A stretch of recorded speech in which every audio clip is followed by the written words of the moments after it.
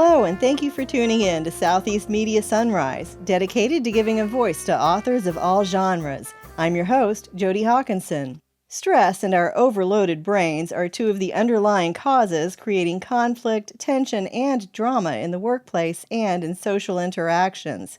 Daily juggling of data, reports, email, meetings, decisions, and way too much information has all of us operating in mindful modes. This is not good, and it results in poor decision-making and less than optimal thinking. A more effective method is to make decisions in a mindful mode, a skill that can be learned. My guest today, Stephen Howard, is here to talk with us about his book, Better Decisions, Better Thinking, Better Outcomes: How to Go from Mindful to Mindful Leadership. It will help you become more cognizant of when stress is triggering you toward poor decision-making. It will also help listeners become more aware of the many benefits that mindfulness practices will bring to their decision-making and thinking capabilities. Welcome, Stephen, and thank you for joining us today. Thank you, Jodi. I'm glad to be here. Your book talks a bit about stress. Tell us about how stress impacts your decision-making. When we're stressed or when we're tired or overloaded, the amygdala portion of our brain, which is the emotional control center, takes over. And it gives us what we know as emotional hijacking. And when it does that, the rational part of the brain shuts down. And this is when we make bad decisions or we say something or do something that we later regret and sometimes we have to apologize for. Let's talk about why healthy brains make better decisions. Well, the healthier brain will be one where the prefrontal cortex, the rational center, if you will, of the brain takes over and takes control. And when it's taking control of the situation, we're thinking more rationally. We're not being emotionally hijacked, and we're able, therefore, to respond rather than react to situations. And therefore, we do make better decisions. Becoming brain healthy improves our decisions, thinking, and outcomes. Can you give us some tips on improving brain health? Sure, happy to. I mean, the brain is the biggest user of oxygen and blood. So effectively, anything that helps the heart helps the brain as well. So all the basic things that we've learned over the years, like no smoking, keeping our weight down, exercising occasionally, or preferably regularly, keeping our blood pressure down, any of those kind of activities will give us a healthier brain long term. Unfortunately, our lifestyles that we lead do not fit most of those patterns. So as a result, dementia and Alzheimer's is rapidly increasing in this country. So can you give us some steps for reducing stress? Sure. In the workplace, for instance, I often coach leaders. I say first thing they should do is focus on listening and don't interrupt people. Be concentrated, but also notice the signs. When we get stressed, typically our face gets flushed.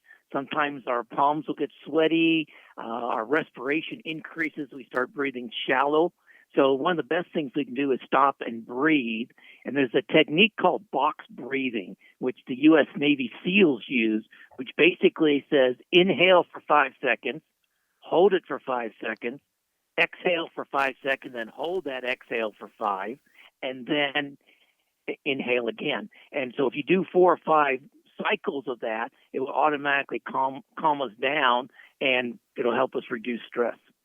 What are some techniques for shifting into mindfulness at work and elsewhere? Great question, Jodi.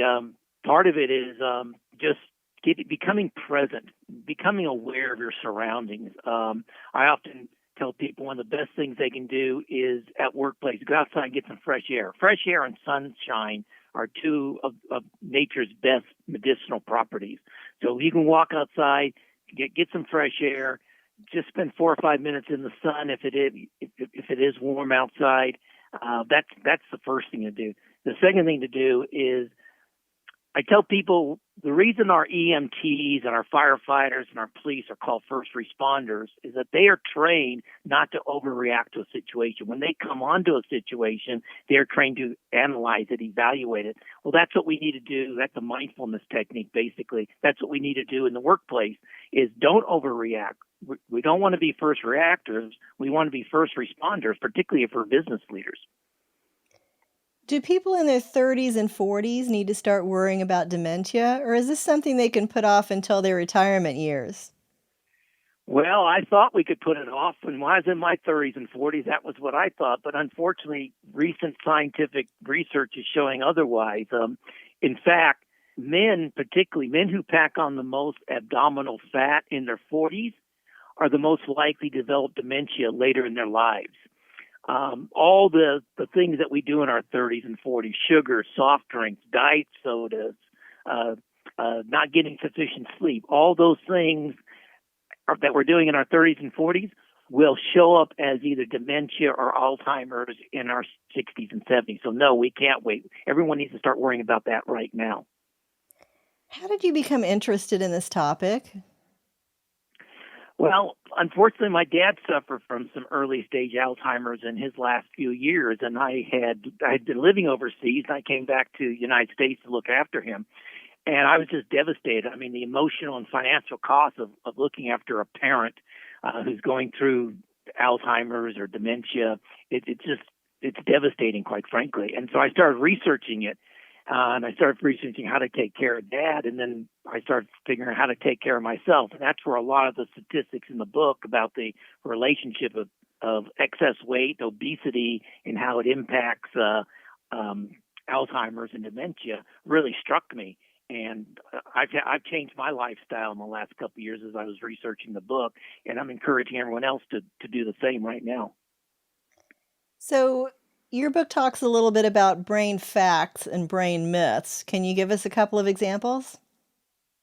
Absolutely. I mean, I remember when I was growing up as high school, college years, I remember being told that our brain stops producing new cells around age 25. Now, research neuroscientists can tell us that's no longer true. In fact, it was never true, but they can now, with the new technology, they can actually see that brain cells can continue to be generated well into our 70s, perhaps even into our 80s. So that's quite encouraging. And so anybody who's in their 50s or 60s or even their 70s, there's various ways for them to do activities that will produce and generate new brain cells. And I think that was fascinating. One of the other things I learned in the research, again, I used to be told that some of us are left-brained and some of us are right-brained. Again, that's not true. We do have tendencies. Different hemispheres of the brain do focus on certain aspects. But for instance, the left side of the brain, it processes language. It hears language. It hears the words, and it processes that into thoughts. But the right part of the brain puts it into context. So both parts of the brain are actually working in conjunction, and there's no such thing as being left-brained or right-brained. What about the idea that learning new things helps build new synapses and helps to avoid Alzheimer's? That's absolutely true. The brain loves new things. It loves to be refreshed. One of the things I'm telling people to do now is, we're all creatures of habits and routines. When you drive to work, once in a while, take a different route. Don't take the same route. If you do walk, don't walk the same neighborhood every time. To change up your patterns. The brain will start to notice things like, oh, there's a new store over there. Oh, somebody painted their mailbox over here. Oh, someone's doing some renovation over here. The brain likes to constantly be engaged and to learn new things. However, what does not work is just doing Sudoku over and over and over for, say, 3 months, all that does is make you very good at Sudoku. Same thing with crossword puzzles. So the best thing you can do is do Sudoku for a month, then do crossword puzzles for a month, go learn a language or an instrument or do something different the next couple of months. Keep changing things up. That's what will help the brain. So your website is called CalienteLeadership.com. Can you tell us what made you call it that? Yeah, thank you very much. And as most people know, caliente in Spanish means hot, but it also means passionate. So conversation caliente is a passionate conversation. And I'm very passionate about leadership. I do a lot of training in leadership. I've written several books around the subject of leadership. So my passion, I didn't want to call it passionate leadership. Caliente seemed to work really well for me. In addition, where I live in Southern California, I actually live on land owned by the Agua Caliente Band of Indians. And so it's kind of my tribute to the Native American landowners from this part of the world as well. Oh, that's fascinating. Thank you. It also gives me, people always ask me, why did you call it Caliente Leadership? So it gives me an excuse to tell that little story. So how would you compare the millennials against the baby boomers, their habits and things that affect their mental health?